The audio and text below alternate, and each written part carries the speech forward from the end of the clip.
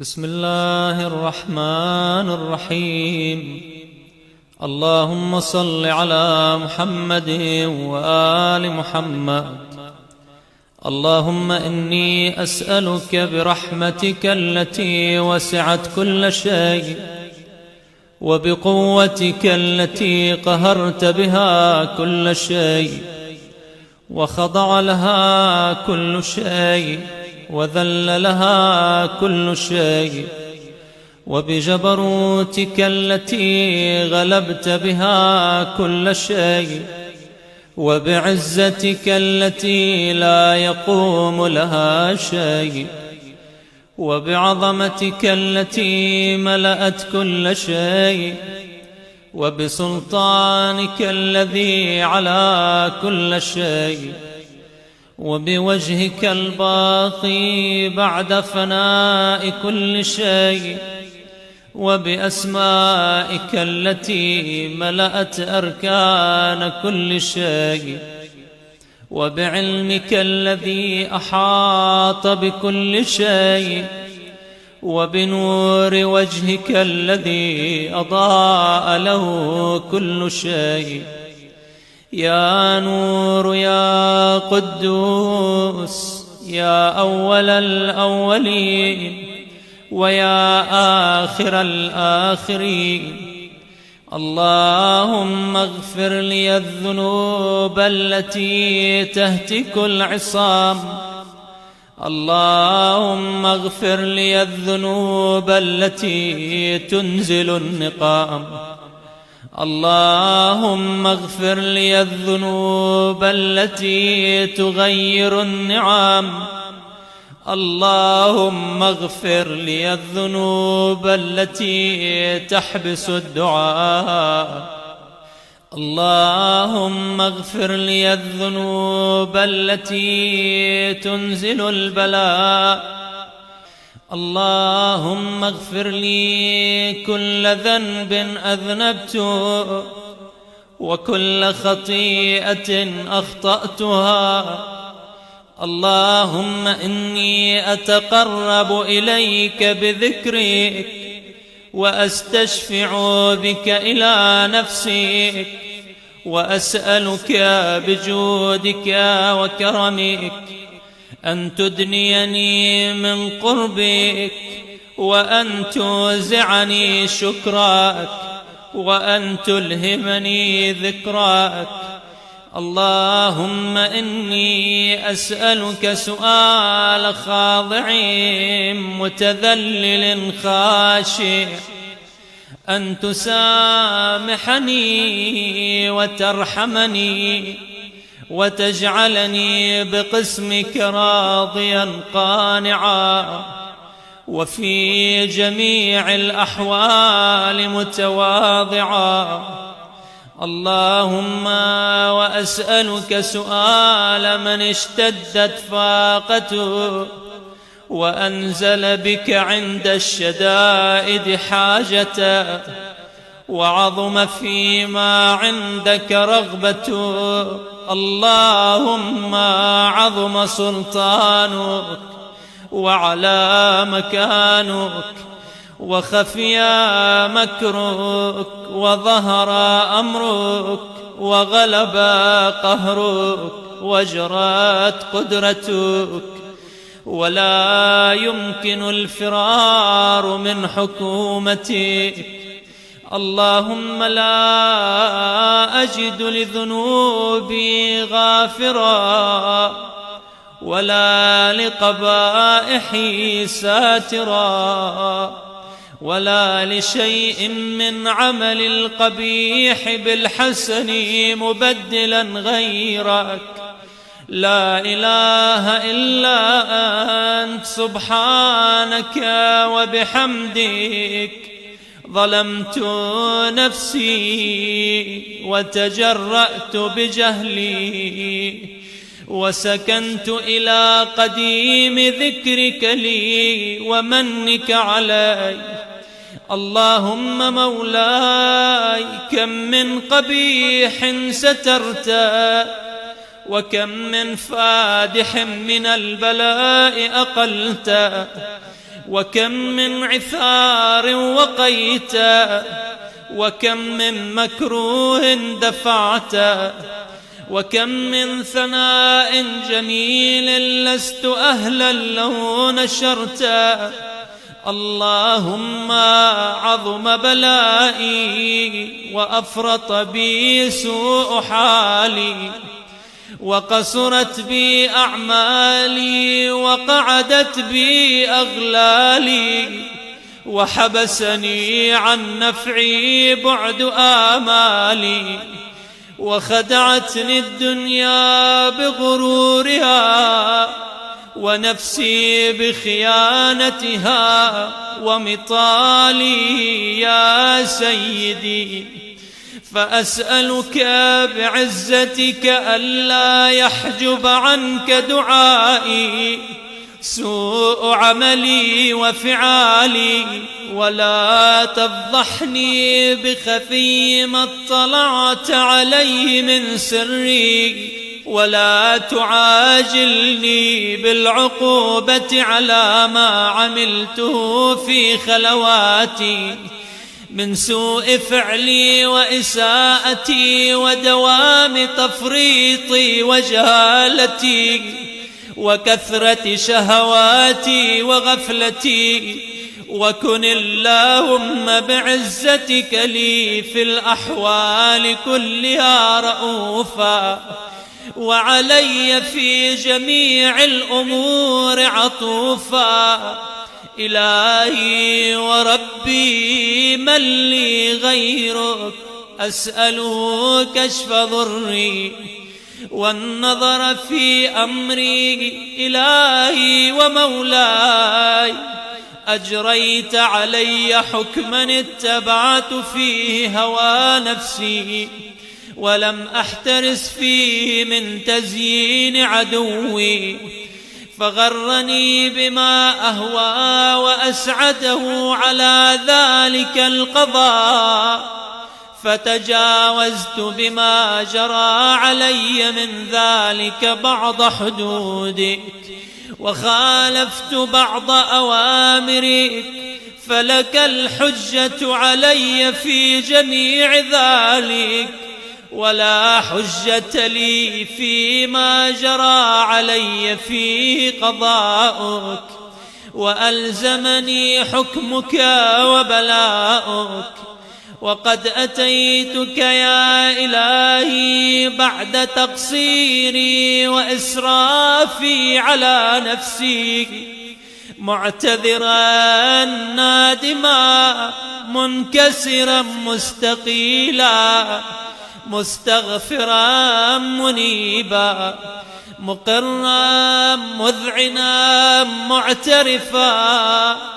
لا أجد مفرا مما كان مني، ولا مفزعا أتوجه إليه في أمري غير قبولك عذري وإدخالك إياي في سعة من رحمتك.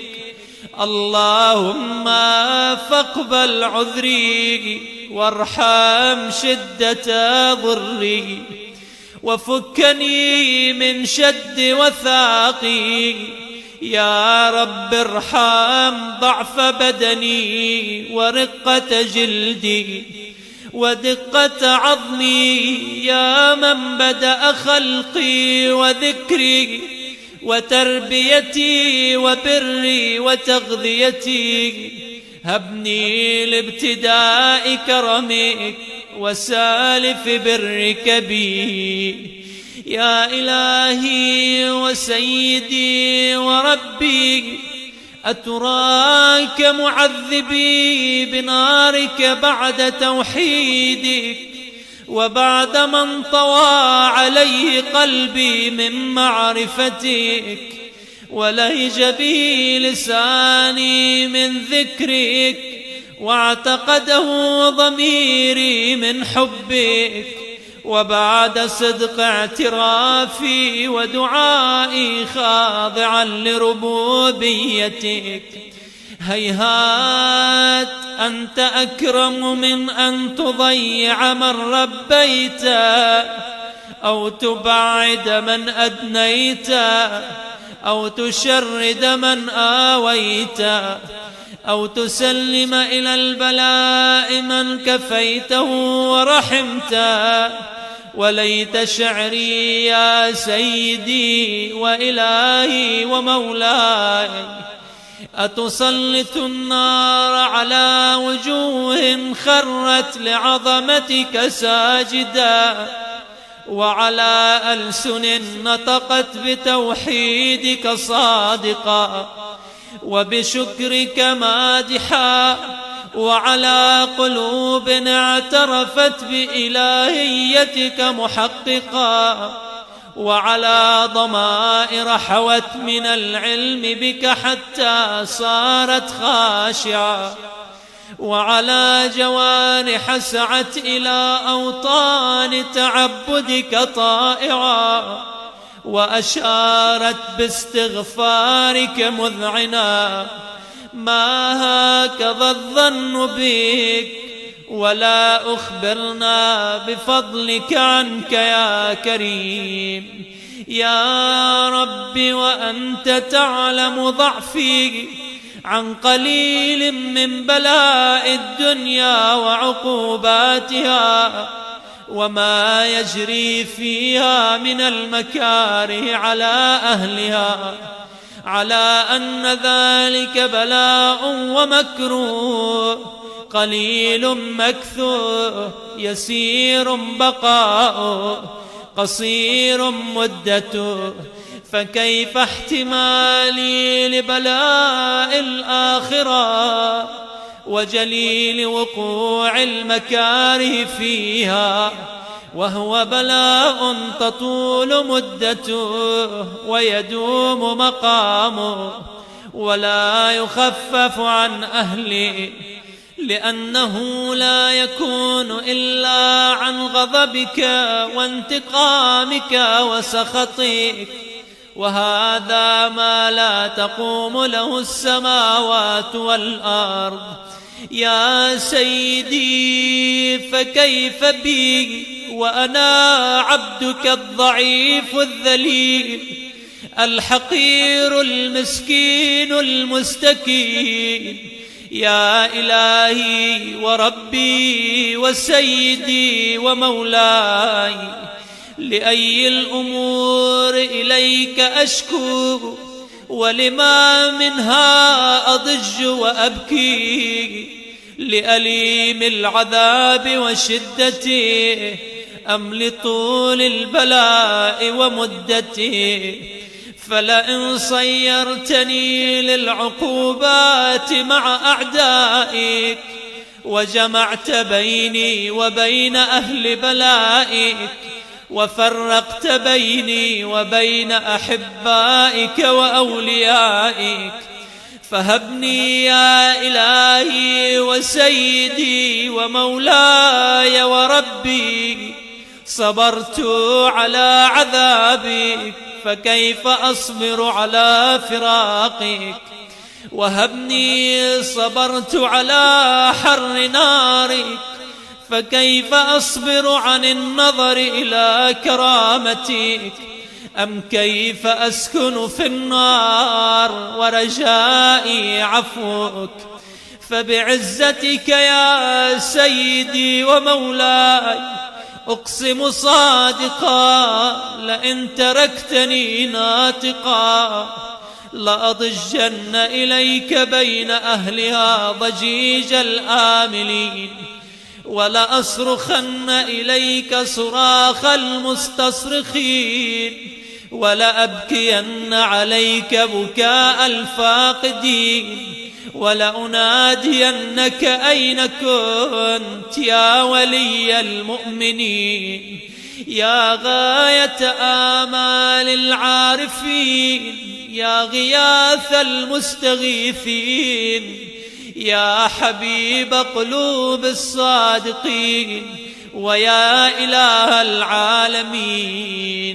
أفتراك سبحانك يا إلهي وبحمدك تسمع فيها صوت عبد مسلم سجن فيها بمخالفتي، وذاق طعم عذابها بمعصيتي، وحبس بين أطباقها بجرمه وجريرته، وهو يضج إليك ضجيج مؤمل لرحمتك، ويناديك بلسان أهل توحيدك، ويتوسل إليك بربوبيتك.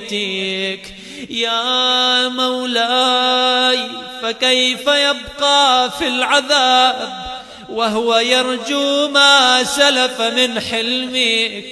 أم كيف تؤلمه النار وهو يأمل فضلك ورحمتك؟ أم كيف يحرقه لهيبها وأنت تسمع صوته وترى مكانه؟ أم كيف يشتمل عليه زفيرها وأنت تعلم ضعفا؟ أم كيف يتغلغل بين أطباقها وأنت تعلم صدقا؟ أم كيف تزجره زبانيتها وهو يناديك يا ربا؟ أم كيف يرجو فضلك في عتقه منها فتتركه فيها؟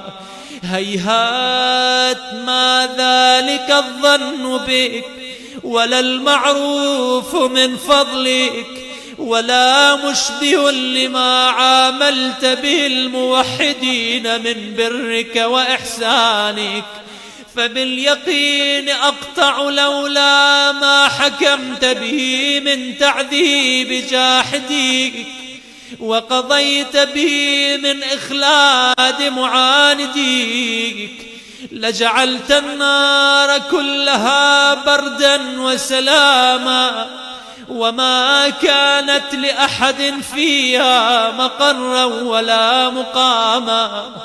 لكنك تقدست أسماؤك، أقسمت أن تملأها من الكافرين من الجنة والناس أجمعين، وأن تخلد فيها المعاندين، وأنت جل ثناؤك قلت مبتدئا وتطولت بالإنعام متكرما.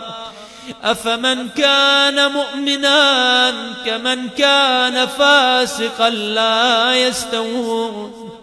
إلهي وسيدي، فأسألك بالقدرة التي قدرتها، وبالقضية التي حتمتها وحكمتها وغلبت من عليه أجريتها، أن تهب لي في هذه الليلة وفي هذه الساعة كل جرم أجرمته، وكل ذنب أذنبته، وكل قبيح أسررته، وكل جهل عملته، كتمته أو أعلنته، أخفيته أو أظهرته، وكل سيئة أمرت بإثباتها الكرام الكاتبين الذين وكلتهم بحفظ ما يكون مني،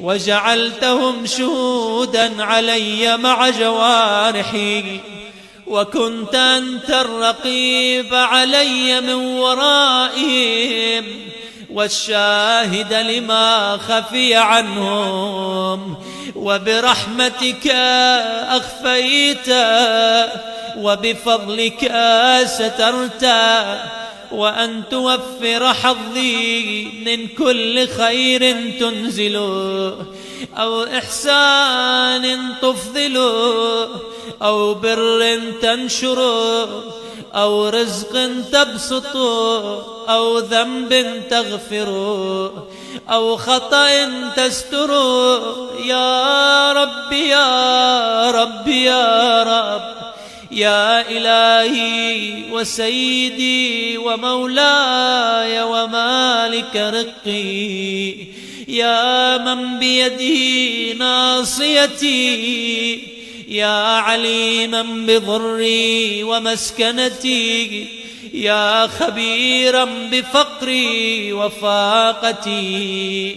يا رب يا رب يا رب، أسألك بحقك وقدسك وأعظم صفاتك وأسمائك أن تجعل أوقاتي في الليل والنهار بذكرك معمورا، وبخدمتك موصولا، وأعمالي عندك مقبولا، حتى تكون أعمالي وأورادي كلها وردا واحدا، وحالي في خدمتك سرمدا. يا سيدي يا من عليه معولي، يا من إليه شكوت أحوالي، يا رب يا رب يا رب، قو على خدمتك جوارحي، واشدد على العزيمة جوانحي، وهب لي الجد في خشيتك والدوام في الاتصال بخدمتك، حتى أسرح إليك في ميادين السابقين، وأسرع إليك في المبادرين، وأشتاق إلى قربك في المشتاقين، وأدنو منك دنو المخلصين، وأخافك مخافة الموقنين، وأجتمع في جوارك مع المؤمنين. اللهم ومن أرادني بسوء فأرد، ومن كادني فكيد، واجعلني من أحسن عبيدك نصيبا عندك، وأقربهم منزلة منك، وأخصهم زلفة لديك، فإنه لا ينال ذلك إلا بفضلك. وجد لي بجودك، واعطف علي بمجدك، واحفظني برحمتك، واجعل لساني بذكرك لهجا، وقلبي بحبك متيما، ومن علي بحسن إجابتك، وأقل لي عثرتي، واغفر لي زلتي، فإنك قضيت على عبادك بعبادتك، وأمرتهم بدعائك، وضمنت لهم الإجابة. فإليك يا ربي نصبت وجهي، وإليك يا ربي مددت يدي، فبعزتك استجب لي دعائي، وبلغني مناي، ولا تقطع من فضلك رجائي، واكفني شر الجن والإنس من أعدائي. يا سريع الرضا اغفر لمن لا يملك إلا الدعاء، فإنك فعال لما تشاء. يا من اسمه دواء، وذكره شفاء، وطاعته غنى، ارحم من رأس ماله الرجاء، وسلاحه البكاء. يا سابغ النعم، يا دافع النقام، يا نور المستوحشين في الظلام، يا عالما لا يعلم، صل على محمد وآل محمد وافعل بي ما أنت أهله. وصلى الله على رسوله والأئمة الميامين من آله وسلم تسليما كثيرا.